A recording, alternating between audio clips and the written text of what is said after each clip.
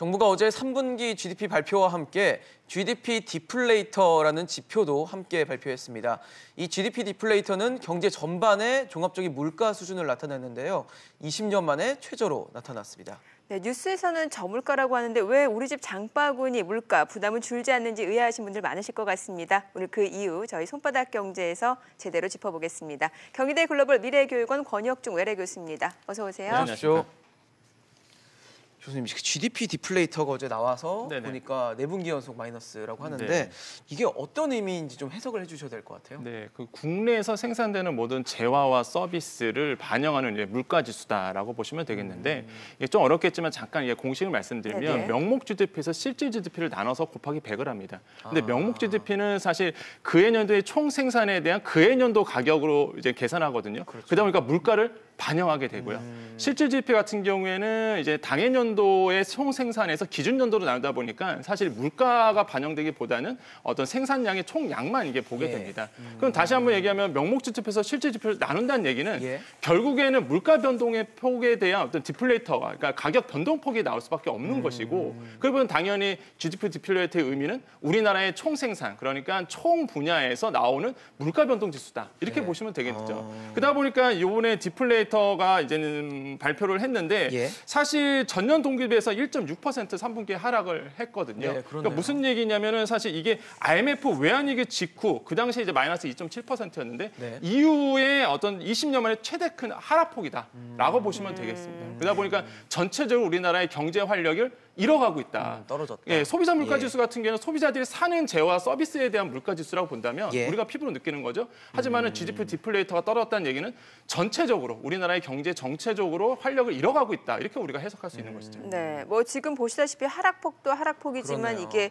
기간이 네네. 계속 지금 4분기 연속이란 그러게요. 말이죠. 이게 더 큰 문제 같아요. 맞습니다. 그 4분기 연속적으로 지금 떨어지고 있는 네. 부분이 있는데 이게 4분기 연속은 61년 통계 이후에 최장기간으로 보시면 되겠고요. 처음이군요. 특히 외환위기 직후에 3분기 연속 떨어졌었습니다. 근데 이번에는 4분기 연속이란 예. 말이죠. 그러다 보니까 전문가들이 이거에 집중하고 있는 거예요. 사실 그러다 보니까 야 이러다가 정말 디플레이션으로 빠지는 거 아니냐라고 이제 보고 있는 것이고 이런 부분에 대해서 이제는 경제 전문가들이라든지 아니면 많은 분야에서 지금 걱정과 우려스러운 부분이 있다라고 보시면 되겠습니다. 네. 사실 뭐 저성장 거기다 네네. 저물가까지 겹치면서 디플레이션에 대한 우려가 나오는데 뭐 한은이나 정부는 디플레이션은 아니다라고 부인을 하고 있는 상황입니다. 네네.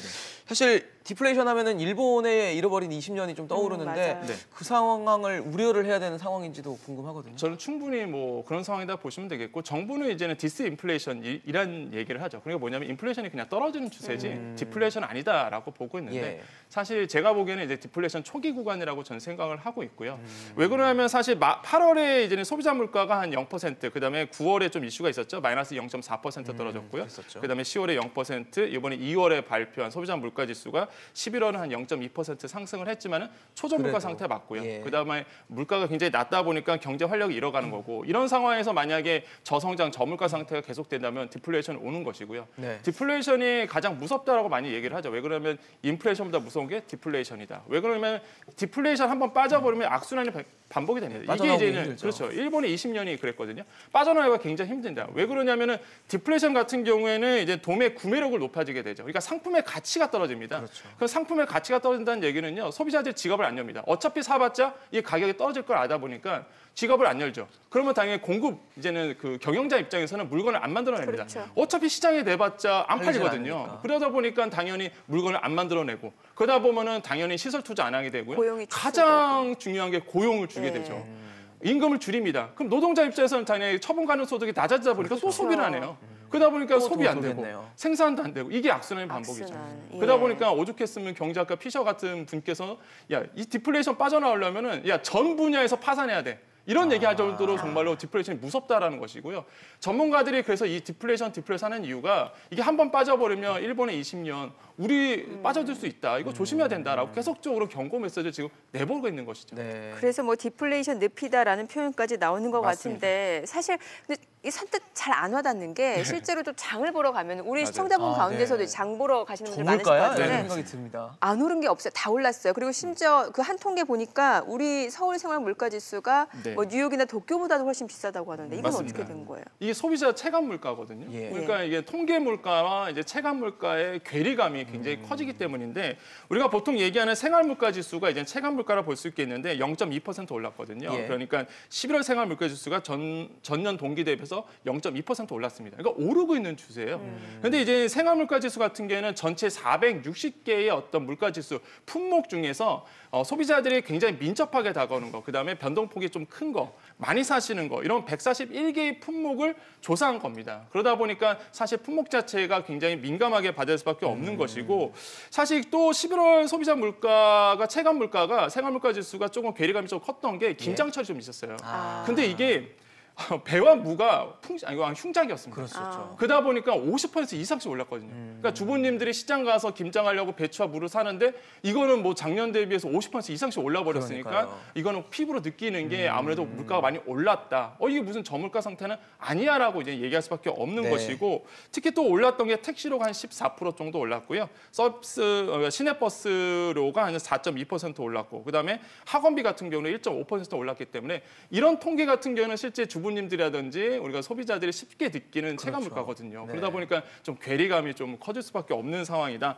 아까 말씀하셨던 한국은행의 통계 자료를 그 넘베어의 통계 자료를 인용했는데 네. 전체 전체 생활 물가 지수 337개 도시 중에서 우리나라가 26번째 높습니다. 그러니까 아까 말씀하신 게 맞죠. 예, 정말 우리나라의 물가, 소비자들이 느끼는 물가는 굉장히 높다라고 볼 수가 있겠습니다. 이렇게 말씀하신 통계 물가랑 체감 물가, 그러니까 숫자와 내가 느끼는 게 다르면 네네. 좀 문제가 생길 수 있는 게 어떤 게 있을까요? 그렇죠. 이제는 소비자들이 이제는 국민들이 그 통계 지표를 못 믿게 되죠. 지금도 생기는군요. 게시판 가보면요. 난리도 아닙니다. 네. 이게 무슨 저물가냐? 이게 무슨 저물가? 말도 안 돼. 이러면서 이제 통계 자체를 안 믿게 되고요. 불신하게 그러면 되는군요. 두 번째는 어떤 이슈가 일어나냐면 네. 통계 자체를 안 믿게 다 보니까 정부의 목소리를 안 믿게 되죠. 그러면 정부의 어떤 시그널, 정부에 대한 기본적인 어떤 정책에 대해서 신뢰도가 떨어지고 떨어지는군요. 대표적인 게 아파트 가격이잖아요.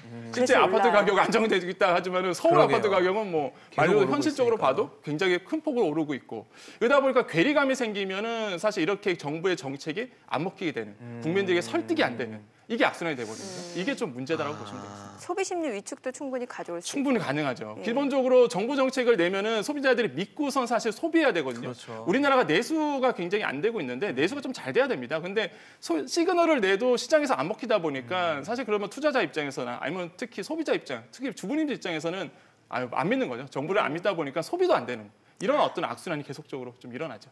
예, 알겠습니다. 오늘은 체감 물가 지수 또 디플레이션 우려까지 좀 짚어봤습니다. 권혁중 외래 교수였습니다. 잘 고맙습니다. 들었습니다. 네, 감사합니다.